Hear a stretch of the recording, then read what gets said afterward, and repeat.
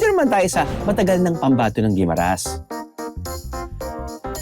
Hindi talaga bibitawan ng probinsya ang trono nitong mango capital ng bansa.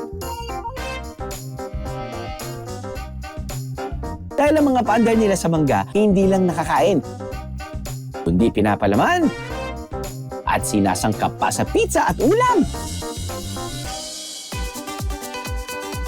Ang perfect summer fruit na mangga, may sariling paandar na pista, ang matatamis at dilaw na mga mangga. Ang bida tuwing Manggahan Festival dito sa Guimaras. Pagbibigay puga ito para sa masaganang ani ng probinsya.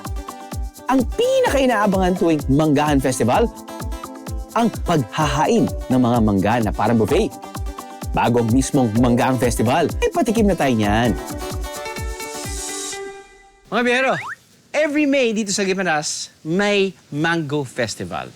Now, itong festival na to, every single year, may eat all you can. Kumbaga, paramihan sa pagkain ng mangga in one sitting. Ang tanong, in one sitting, ilang mangga ang kaya niyong kainin?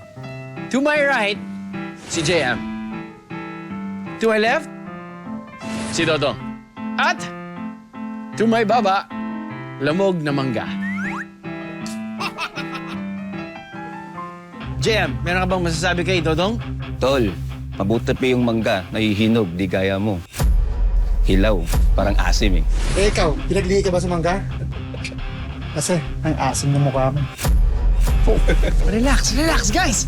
Dapat, dito tayo sa Guimaras. Dapat sweet kayo, parang kasing sweet ng mangga. Pero okay lang yan. Gusto ko yung competitive spirit nyo. Pero ready na ba kayo kumain ng mangga? Ready? Paramihan to. Hey, Wala naman kayong diabetes. Wala naman. Very good. Sa loob ng 3 minuto, sino kaya kina JM at Dodong ang makakahain ng mas maraming mangga? At tatanghalin nating Mr. Manggaling 2026! 3, 2, 1, go! 3 minutes lang. Ay. Parang nakikita ko mas bihasa yatang kumain ng mangga si Dodong. Si JM yung parang hinihiwa pa sa harapan niya dahil first time lang siyang nagbabalat ng mangga. Ganyan, sir. Ganyan ba? Yes, sir. Running time. 1.5. Okay, halfway there, bro. Kayan. Last 1 minute. Naglalaway na rin ako, Okay, wow, isa pa. Kaya pa, sir. Kaya pa. Kaya pa. Pang-apat na yan, bro. Apat na. Pang-apat na. 5, 4, 3.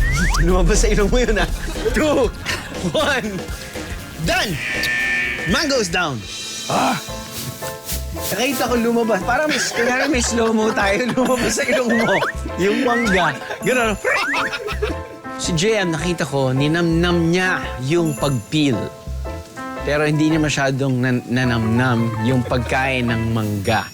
Si Dodong, mabilis ang pag-peel at na-peel ko din na nagustuhan niya yung mangga. So, malalaman natin kung sino nanalo sa ating Eat All You Can Mango Eating Contest sa aming pagbabalik.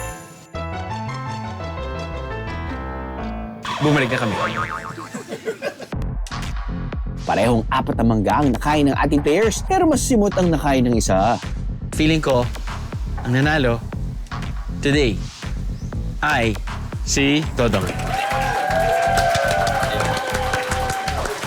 At dahil dyan, dahil nanalo ka, bro, ikaw ay ang 2026 Manggaling Champion.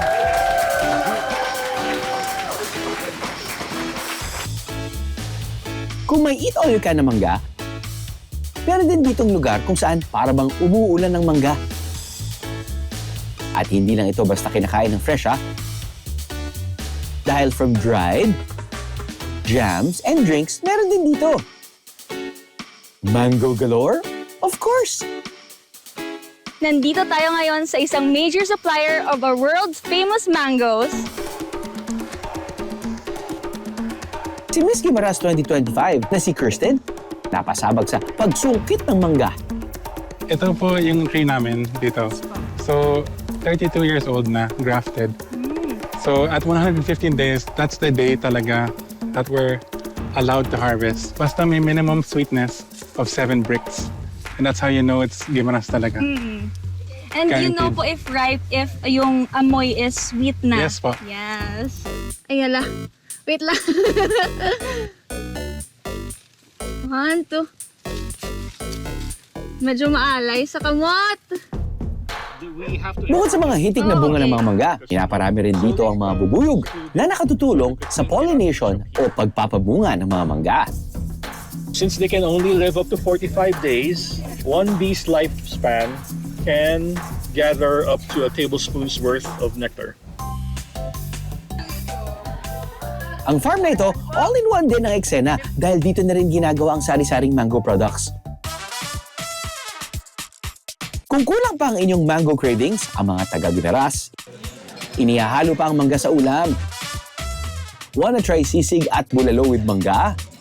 Natatakam na ako sa mga pagkain na sa harapan natin. Please, bro, explain kung ano yung mga dishes na ino-offer niyo dito sa restaurant at bakit mo naisipang ilagay lahat? At lahat ba ng menu may mangga o meron din mga iba na wala?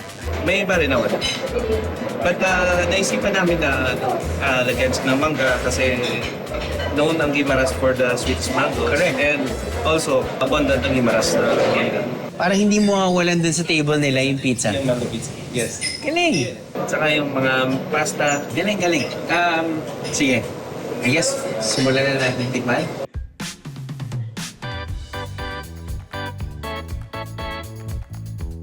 And also the coffee. Coffee din, may mangga syempre. This is the vibe, Viajeros. Kain lang ng kain.